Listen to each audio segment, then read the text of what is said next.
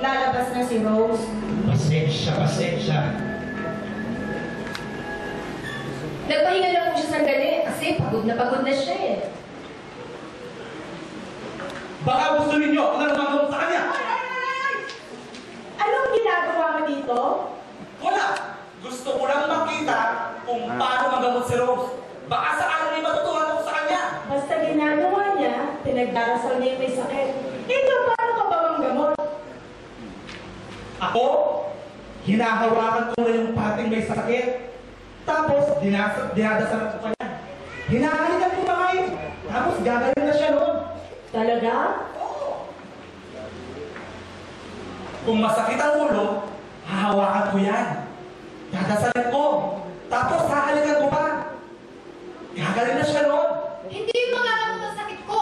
Kaya ko. Bakit? Ano bang sakit mo? Alboranas! Ako, Los, kaya mo? Oh, anong gusto mo unahin sa dalawa? Grabe naman pa rin yung sakit ng mga tao dito eh. Paano kasi si Rose, pinagdarasal niya ang mga tao? Ikaw may pahalik-halik ka pa nilalaman dyan? Makalis na nga dito. Ano? Darating pa ba si Rose o hindi? Wala pa ba siya?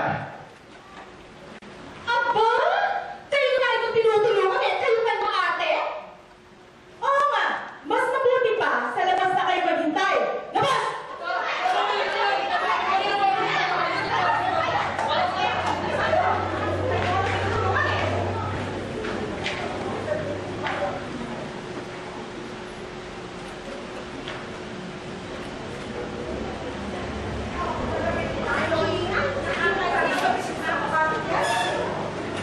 Mabuti pa! Magmerienda na muna tayo. Sige, kayo na lang.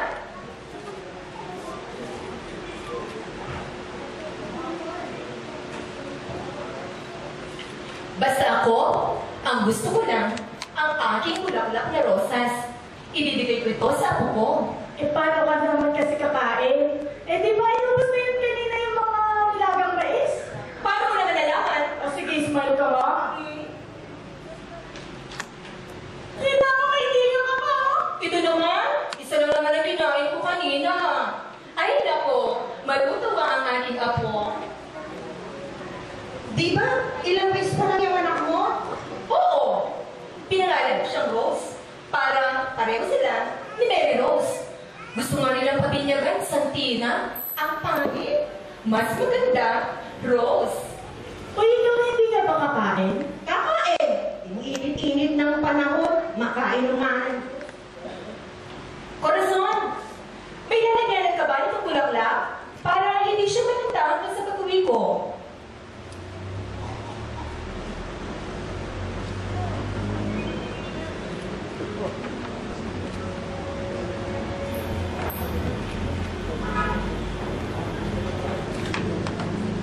Rose? Okay ka na?